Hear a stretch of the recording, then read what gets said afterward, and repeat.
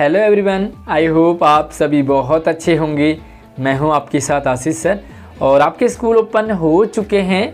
साथ ही आपकी online study पर ज़्यादा फोकस रहेगा और अभी तक आपने कितना पढ़ा, कितना समझा, कितना सीखा, स्कूल खुलने के बाद आपके इसी पर फोकस रहेगा और जल्दी ही आपके एग्ज़ाम होने की पूरी संभावना है।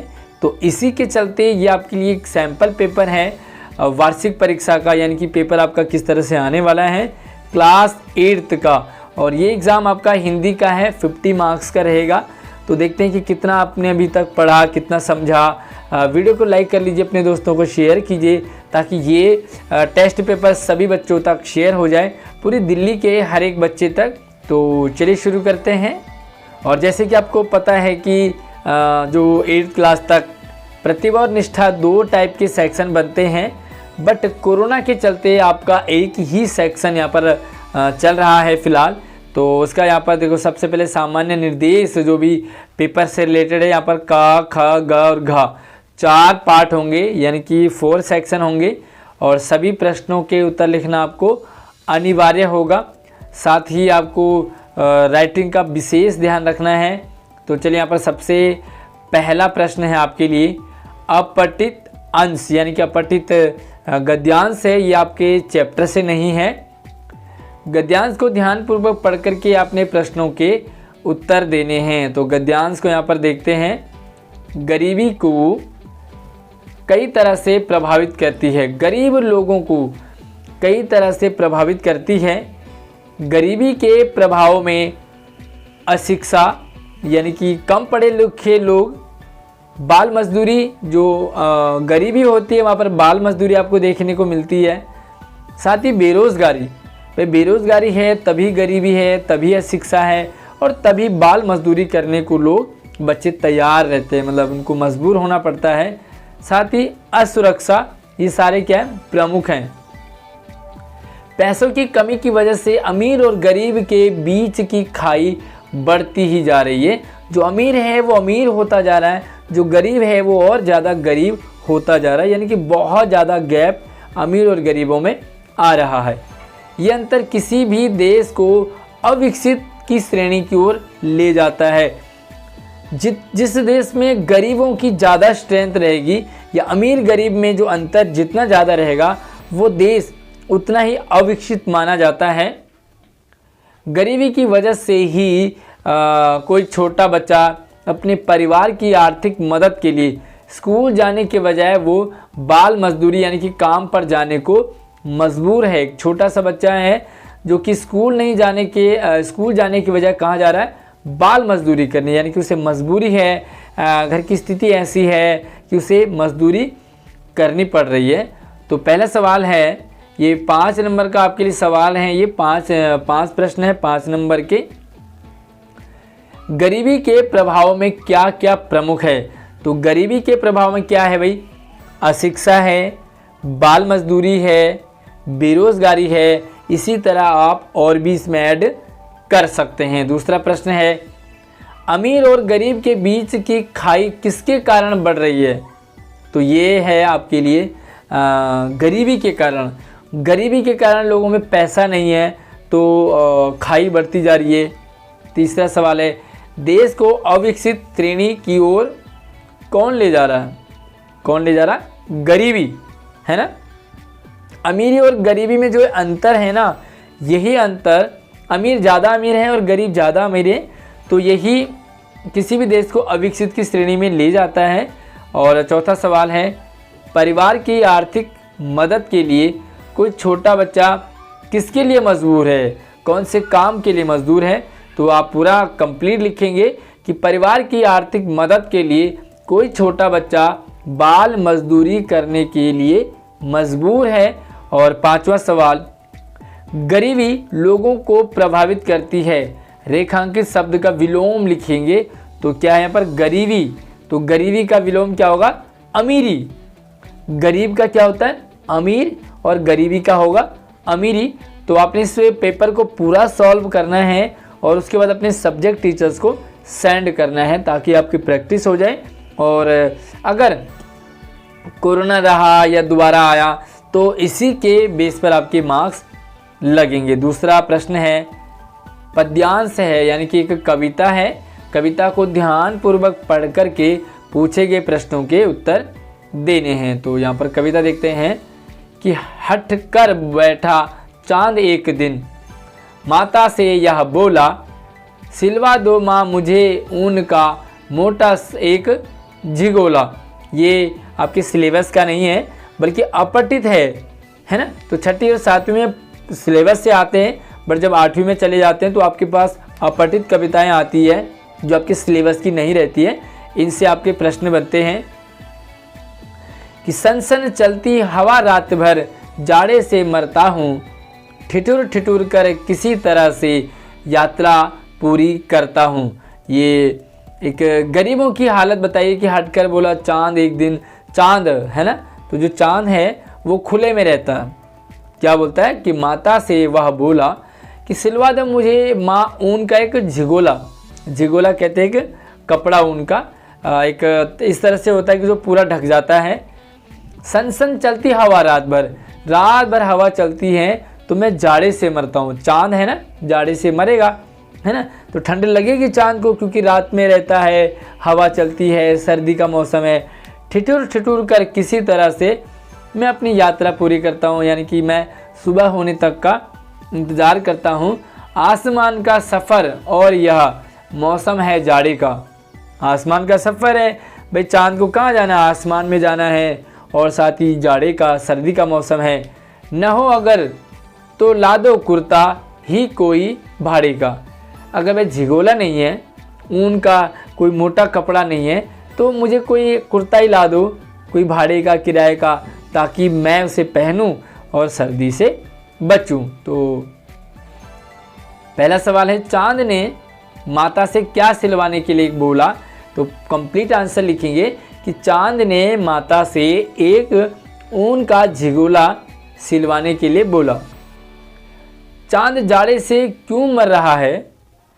वह जाड़े से इसलिए मर रहा है क्योंकि ठंड है, उसके पास कपड़े नहीं हैं, वो खुले आसमान में है, इसलिए उसे वो ठंड से, जाड़े से मर रहा है।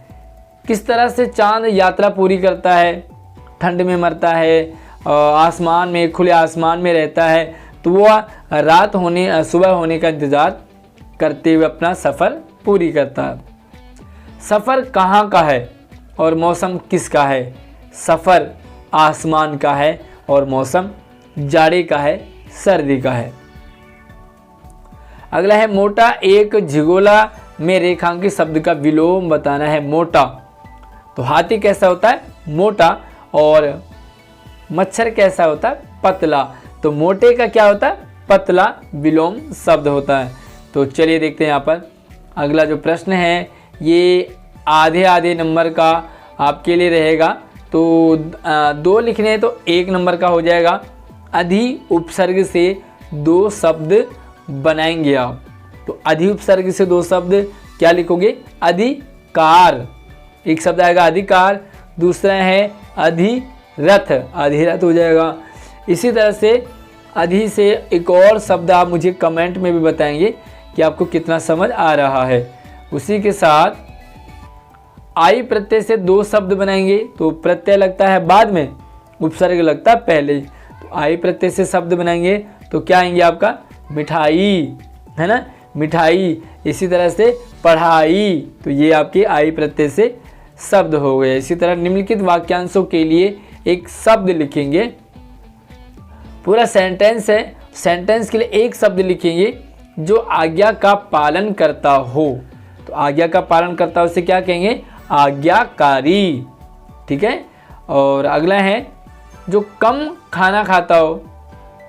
तो जो कम खाना खाता हो उसे क्या कहते हैं, उसे कहते हैं अल्पाहारी, यानी कि अल्प मतलब कम, हारी मतलब खाना, अल्प आहारी। चलिए आगे देखो, निम्नलिखित शब्दों के 2 पर्यायवाची शब्द लिखेंगे। आकाश, तो आकाश को और क्या क्या कहते हैं, जैसे आसमान कहते हैं, नभ कहते हैं, व्योम कहते हैं।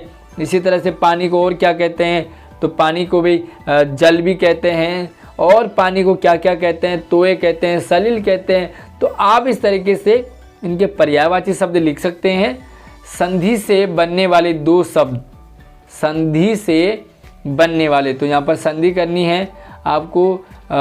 जगत जमा ईश तो बन जाएगा जगदीश, क्या बनेगा? जगदीश।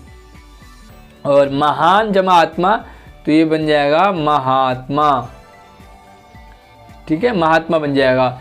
इसी के साथ ही देखो रेखांकित कारक के भेद का नाम लिखेंगे आप। रेशमा ने पत्र लिखा, तो कर्ता ने कर्म को करण से, रेशमा के साथ क्या आ रहा है? ने, तो क्या लिखोगे? रेशमा कर्ता कारक। अब आपके पाठ्य पुस्तक से आगे प्रश्नों के उत्तर देंगे आप, तो क्या करना, आपने 5 प्रश्नों के उत्तर देने हैं। आपको 6 प्रश्न होंगे, कोई से 5 लिखेंगे आप, तो 2-2 नंबर का आपका ये सवाल रहेगा। घर में बच्चे उधम मचाते हैं, कामचोर पाठ के आधार पर बताइए कि उधम मचाने के कारण घर की क्या दुर्दशा हुई। कामचोर पाठ है, कामचोर पाठ में बच्चे बहुत शोर मचाते हैं, उधम मचाते हैं, तो इसके कारण क्या फ़र्क पड़ता है, क्या घर की दुर्दशा होती है, तो आप इसका आंसर लिखेंगे 2-3 लाइन में।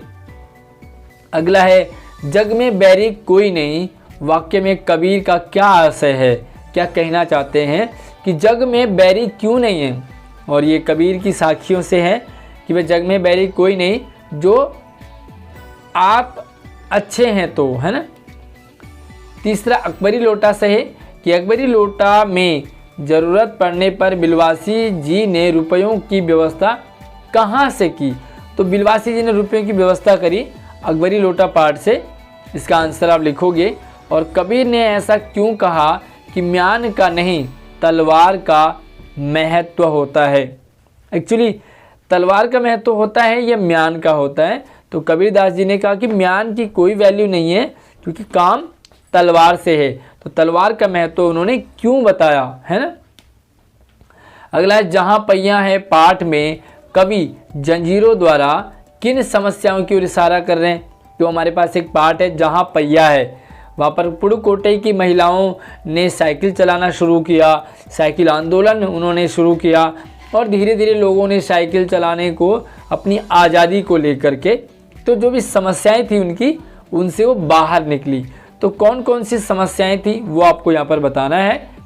और आलमारा, एक आलमारा है, जब सिनेमा ने बोलना सीखा, ये चैप्टर का नाम है। फिल्म के नायक के रूप में विडहल का चप्पल होने के बाद उन्हें हटाया क्यों गया है, तो इसका भी आप आंसर लिखोगे। आप मुझे ज़रूर कमेंट करके बताएं कि इतने जो 6 सवाल हैं ये कौन कौन से चैप्टर से आए हैं और कौन कौन सा चैप्टर आपको समझ नहीं आ रहा है, तो क्योंकि ये पेपर तो आपका बनेगा ही, है ना।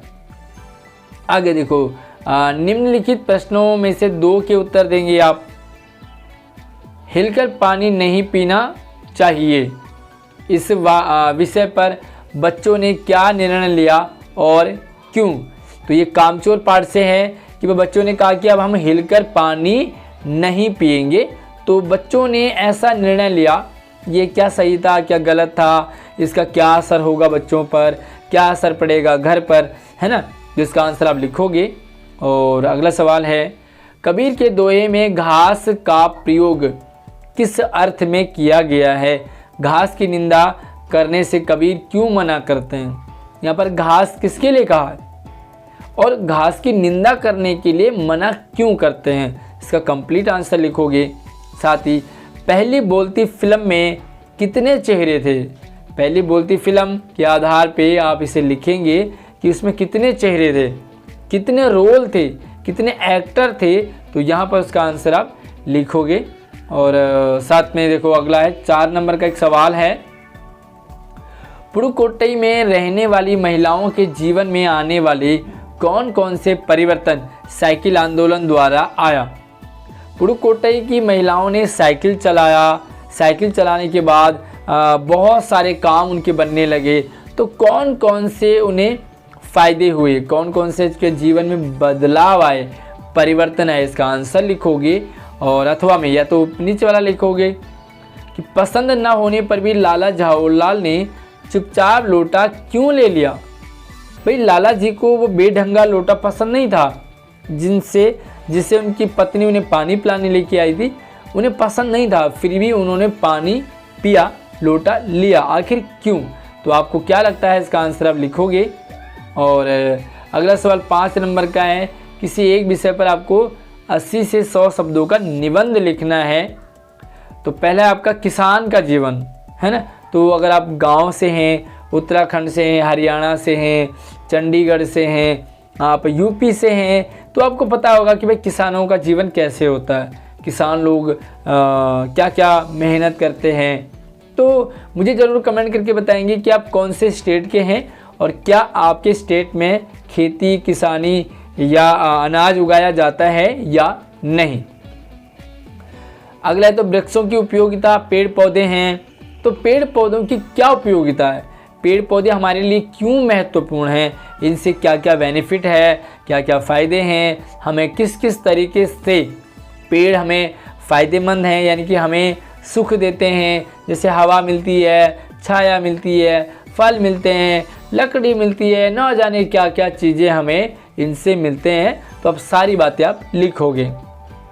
सफाई की आवश्यकता, देखो भाई सबसे ज़्यादा इम्पोर्टेंट चीज़ तो सफाई है ना। मुंह धोना, नहाना धोना, कपड़े धोना, परफ्यूम लगाना, तो देखो ये सारी चीज़ें तो हमें ज़रूरी है ना। जब हम साफ़ सुथरे रहेंगे तभी कोई हमारे पास आना चाहेगा, और हम किसी के पास जाएंगे तो लोग हमें अपने पास बुलाना चाहेंगे। तो सफाई की क्या आवश्यकता है लिखोगे आप। और एक 5 नंबर का आपके लिए एक पत्र है, ट्रैफिक जाम की परेशानियों पर ट्रैफिक पुलिस अधिकारी को पत्र लिखेंगे।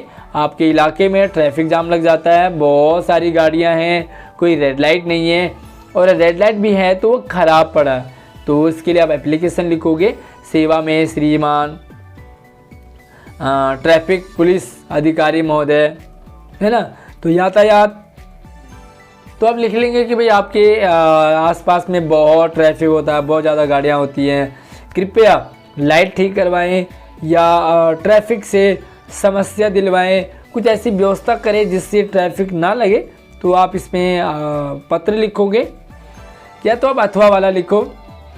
जन्मदिन मनाने के बाद उसके बारे में बताते हुए अपने चाचा जी को पत्र लिखेंगे। आपने अपना जन्मदिन मनाया, है ना, तो जन्मदिन मना लिया, केक खाया, पार्टी हुई, गुब्बारे और वो सारा कुछ, दोस्त बुलाए, उसके बाद आप उसका एक्सपीरियंस बताओगे कि कैसा रहा आपका बर्थडे, कितना एंजॉय किया आपने, कौन सा केक लाए, कितना खाया, कितनी मस्ती करी। तो अपने चाचा जी को आप पत्र लिखोगे उसका एक्सपीरियंस बताते हुए। तो ये था आपके पास पेपर जो कि 50 नंबर का। तो मुझे कमेंट करके ज़रूर बताएं कि 50 में से आपके कितने मार्क्स इसमें आ सकते हैं। साथ ही अगर आपको दूसरे सब्जेक्ट के भी पेपर चाहिए तो मुझे आप कमेंट कीजिए, मैं आपको दूसरे सब्जेक्ट के पेपर भी लेके आपके लिए आऊँगा।